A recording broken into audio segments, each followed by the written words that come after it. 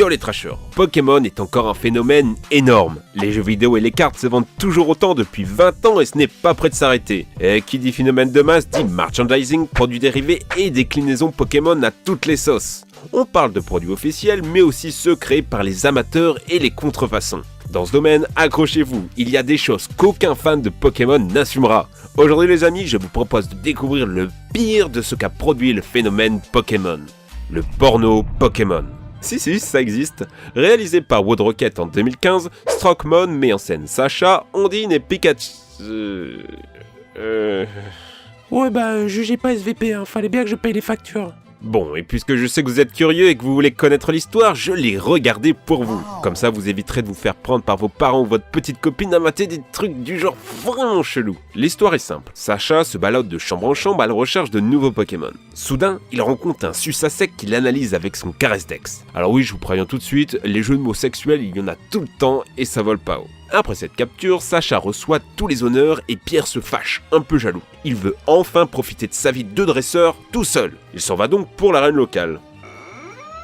Pierre y rencontre l'infirmière Joël, tout en beauté. De retour dans leur chambre, la Team Rocket apparaît, prête à leur jouer le mauvais tour. Gros, les méchants. Leur objectif est simple. Empêcher le monde de se masturber et de pratiquer l'amour hors mariage.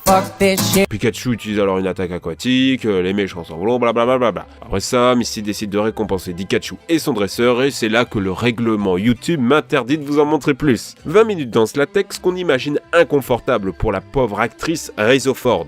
Parce que oui, sous ses yeux respirant littéralement la mort, il y a une femme, avec ses rêves, ses inspirations, des petits-enfants, une future retraite paisible, une mort douce, entouré de ses proches. La sous-culture Pokémon. Si vous êtes baladé au Chili dans les années 2000, vous avez probablement croisé des Pokémon. Non, pas Pikachu, mais un véritable mouvement culturel. Pour faire partie des Pokémon, il vous faut 4 choses. Un look emo façon Clément No Life, beaucoup de gel dans les cheveux, écouter du reggaeton et avoir une sexualité très libérée. Dans les soirées Pokémon, filles et garçons devaient choper le plus possible au rythme de la musique appelant à Pansea dans un grand moment d'orgie. En gros, vous mélangez la tectonique, Tokyo Hotel, le reggaeton, les skis de party, un bacchanal, les magies. Ça peut paraître ridicule, mais le Chili est un pays très conservateur et les Pokémon ont été l'affirmation d'une libération sexuelle du pays. Le nom même Pokémon vient des parents, décrivant leur enfant avec ce look improbable comme des personnages de manga du Japon, des Pokémon. La nourriture Pokémon. Quand je vous dis nourriture Pokémon, vous pensez à de magnifiques gâteaux, burgers et bento par milliers. Mais dans les années 2000, ça ressemblait plutôt à ça. Et oui, le phénomène Pokémon battait son plein et les marques ont toutes redoublé d'inventivité pour adapter Pikachu à toutes les sauces.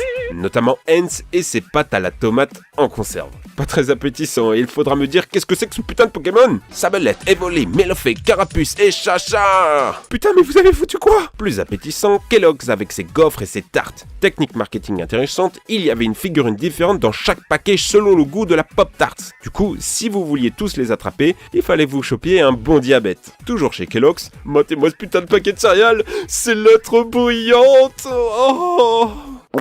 Je crois que c'est le plus gros ascenseur émotionnel qu'un gosse puisse vivre de sa vie. Le roman russe Pokémon. Oui, Pokémon s'exporte dans la mère patrie avec ce roman de Victor Pelvin. Rayquaza Staline, un Pikachu en PLS et un Miaou Sacha au LP. Mon dieu que ça s'annonce génial. L'histoire du roman est celle d'un homme d'affaires qui se fait entraîner dans un jeu de rôle sexuel par une femme qui se déguise en Pokémon Miaous. J'ai pas trop compris, alors je vous laisse avec la traduction en russe.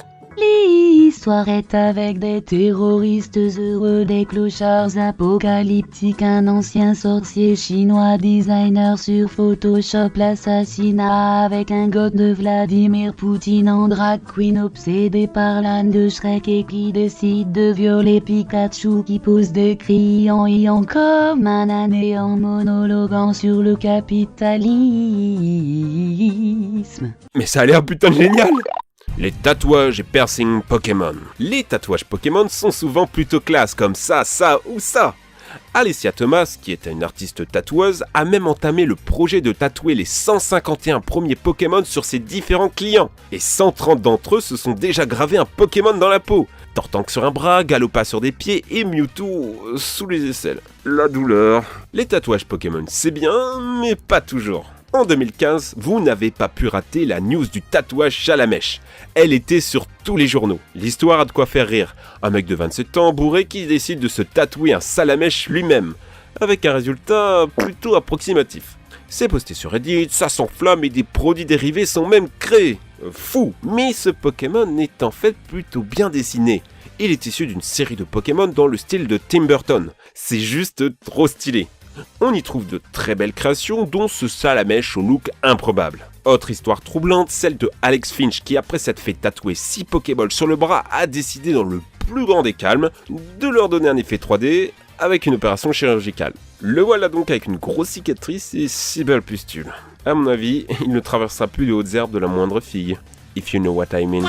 Parfum et sous-vêtements Pokémon. Quand on a 8 ans et qu'on veut être un bonhomme, il te faut un bon parfum, comme cette haute colonne Pokémon au senteur orange, vanille et muscle. Un vrai bonbon pour devenir la star de la récré. Après quoi, sape-toi comme jamais. Basket, pantalon, blouson, petite montre swaggy, te voilà prêt. Mais ce n'est pas fini, Kevin.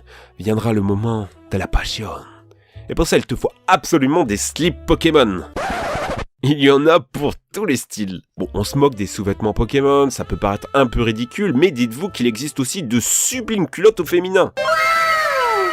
Je crois que si je vois ça un jour, je tombe amoureux direct. Les cosplays Pokémon. Alors les cosplays Pokémon, parfois c'est genre super méga cool. Des heures de couture pour arriver à des résultats sublimes comme celui-ci, celui-là, ça ou ça. Mais bon, c'est pas toujours ça non plus. Et certains ont de quoi faire pleurer les enfants.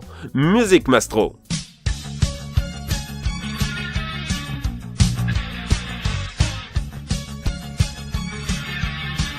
Je crois que je viens de perdre ma libido pour les 20 ans à venir. Les jouets Pokémon.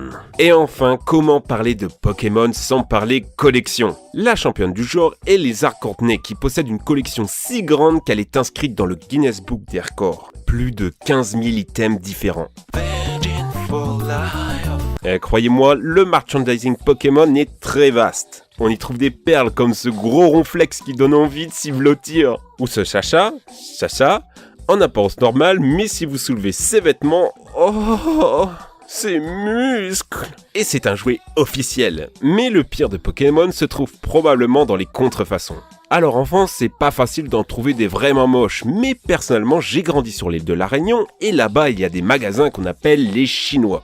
À l'époque, c'était pas facile de trouver des jeux vidéo, mais là-bas, il y en avait, et un peu tout et n'importe quoi en fait. Beaucoup de contrefaçons.